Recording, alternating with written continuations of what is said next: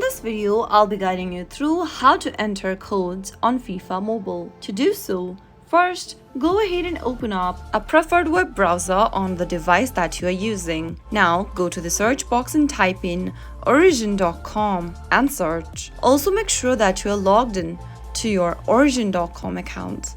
Once you're logged into your account, scroll all the way down and look for a button that says Redeem Code and tap on it. Now, tap on the Redeem button again. Enter the product code that you received for FIFA Mobile and type it in the following text box. After you are done with it, tap the next button at the bottom right and you'll be able to enter codes on FIFA Mobile. That is how it can be done.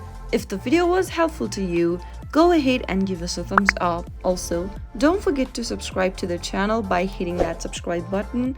Press the notification bell so that you'll never miss another upcoming upload from us. Thanks for watching. Goodbye.